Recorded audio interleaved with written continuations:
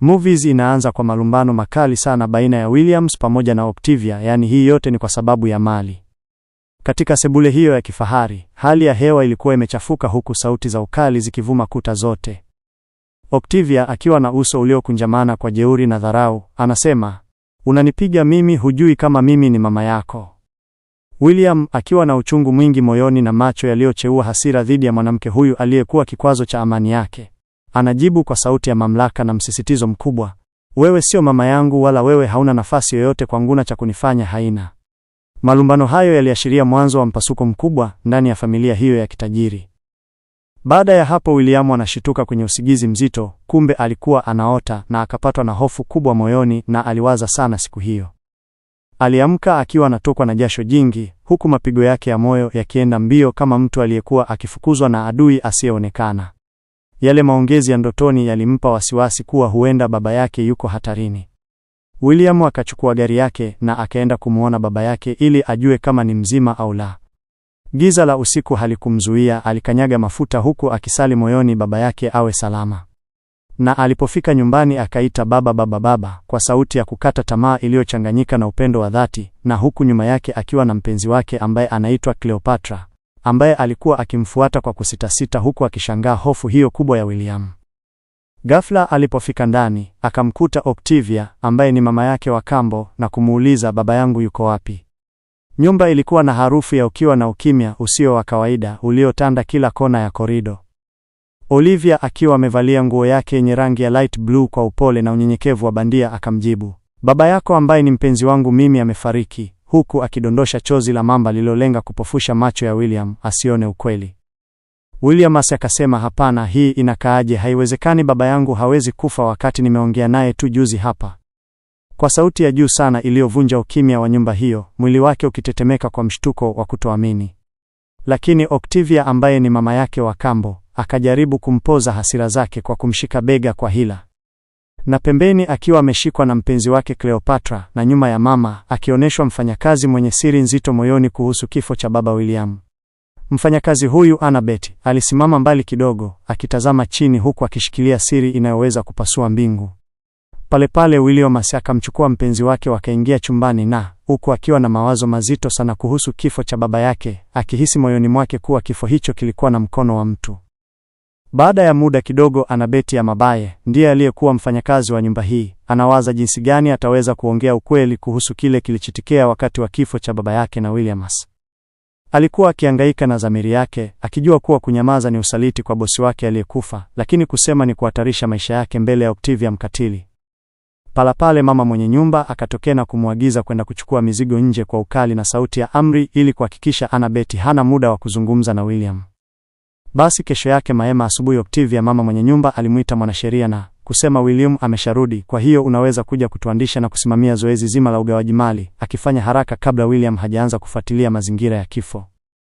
Picha inafunguka, tunamuona Cleopatra akicheza mziki asubuhi na mapema sebule karibu na TV, huku nguo yake ilikuwa ni kibikini kikionyesha maumbo yake ya mwili na vinywaji vya thamani mkononi mwake, akionekana kutojali kabisa msiba uliopo ndani ya nyumba hiyo.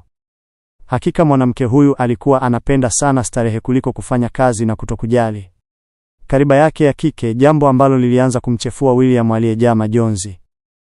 Pale akatokea Williams na kuanza kumgombeza kwa tabia yake ya kijinga na kutokuwa na heshima kwa marehemu, lakini Cleopatra akajibu kwa dharau, "Raha jipe mwenyewe, niache ni mwage radhi." Picha inafunguka na inamuonyesha Annabeth ya Mabaye ni mfanyakazi wa nyumba akitoka chumbani kwa Williams. Baada ya kumaliza usafi, pale Cleopatra akaanza kumfokea na kuhisi kwamba anatoka na mchumba wake Williams, akijawa na wivu wa kijinga uliolenga kumfukuza Annabeth asikaribia upande wa William. Baada ya muda kidogo, mwasheria anaingia ndani na kukaribisha na Octavia pamoja Williams hinyo. Basi Octavia anafanya utambulisho mfupi kwa wote wawili, kisha anamwacha mwanasheria afanye kazi na kile kilichomleta. Sebule ilijawa na harufu ya nyaraka na siri nzito za kisheria zilizofichwa kwenye majalada. Octavia anasema na kumwambia Williams, "Baba yako alipofariki aliacha ujumbe kwa huyu mwanasheria kuhusu mgao wa mali hapa nyumbani." Lakini Williams anajaribu kubisha ili apate ukweli wowote kama inawezekana, akihisi kuwa mwanasheria huyo na Octavia walikuwa wamepanga jambo la dhulma. Basi mwanasheria wa kike anafungua faili lake kwa maringo. Kabla hajasema chochote, sauti inasikika chumani ikimuita Williams.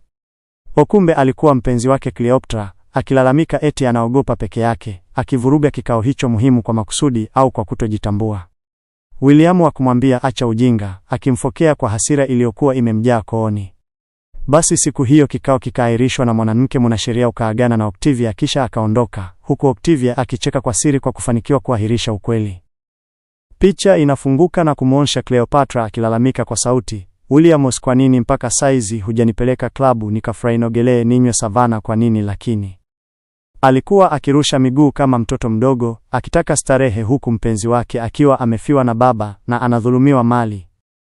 Williams akaishia kumtazama mtu mwanamke apendaye starehe kuliko kufanya kazi na kujadili mambo ya msingi, akianza kugundua kuwa Cleopatra si mwanamke wa kuishi naye kwenye shida na raha. Kesho yake mwanasheria mwanamke akarudi tena kwa ajili ya mgao wa mali ya baba yake. Chief Omeka Auba, kwa akili zangu timamu naamua kuandika waraka huu kwa ajili ya mali zangu, na nimeamua kumpa mke wangu Octavia 90% ya mali zangu na kumpa mwanangu kipenzi Williams 80%. Maandishi hayo yalikuwa ya ajabu na yenye mkanganyiko wa wazi. Baada ya kusikia hayo, Williams alikasirika sana na kusema, mnaniona kama mimi ni mpumbavu sana? Eti hiyo hiwezekani, na mali za baba zitabaki kuwa za kwangu, hakuna kitakachobadilika. Kumbe ndio maana mmeharakisha kufanya yote haya, si ndio? Hasira zake zilikuwa za haki, kwani aliona dhulma ikitembea mchana kweupe huko Octavia akitabasamu kwa ushindi. Lakini kwa upande wa pili Anabeti nasikia kila kitu, lakini kwa sababu yeye ni mfanyakazi tu hana sauti yoyote katika hii familia wakati huo, lakini moyo wake ulikuwa ukidunda kwa kasi. Lakini punde sipunde likatokea la kutokea. Yule mwanasheria na Octavia kumbe walikuwa na mpango wa siri na mali za Chief Omeka Auba, na walizungumza yote pale nje kwamba lazima Williams akubali tu na hizi mali lazima tuzikeki sawa, hukue kwa gharama yoyote ile, hata kama ni kwa kumwaga damu. Siku nyingine yenye utulivu wa hali ya juu, Anabethi akaamua kuvunja ukimya na kumfuata Williams na kumwambia ukweli juu ya kile kilichosababisha baba yake kufariki.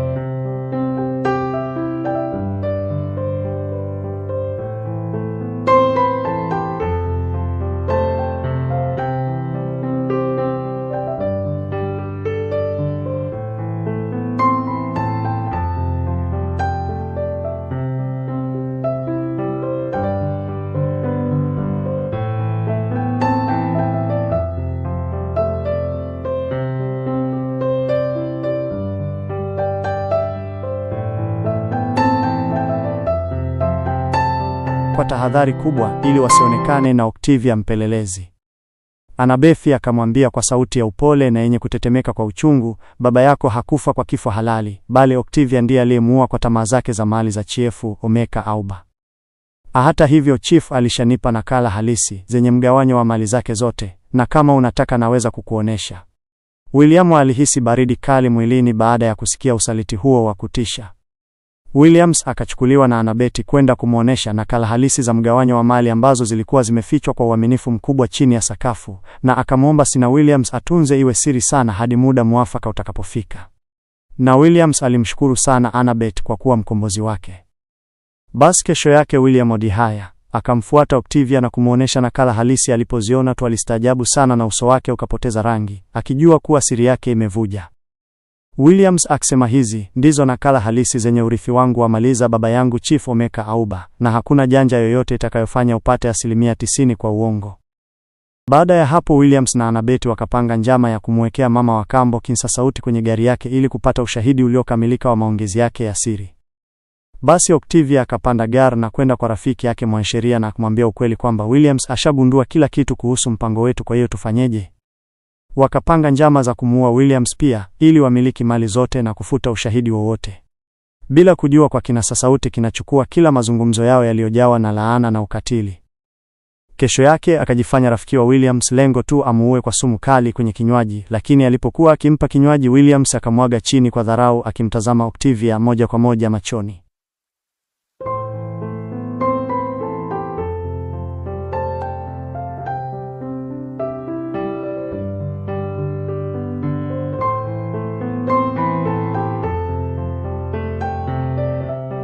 alipochukua uamuzi mgumu, akaamua mfukuze Octavia na kumkabidhi mikononi mwa sheria.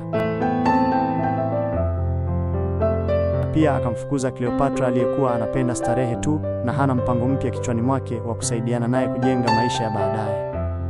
Akabakia na Annabeth ambaye alimsaidia kupata haki ya mali halali kutoka kwa Chief Omekauba, ambaye ndiye mzazi wake halali na sio Octavia mama wa kambo. William na Annabeth walianza ukurasa mpya wa maisha huku wakienzi kumbukumbu ya Chief Omekauba kwa uaminifu na haki. Je, ungependa nikubadilishie kitu kingine au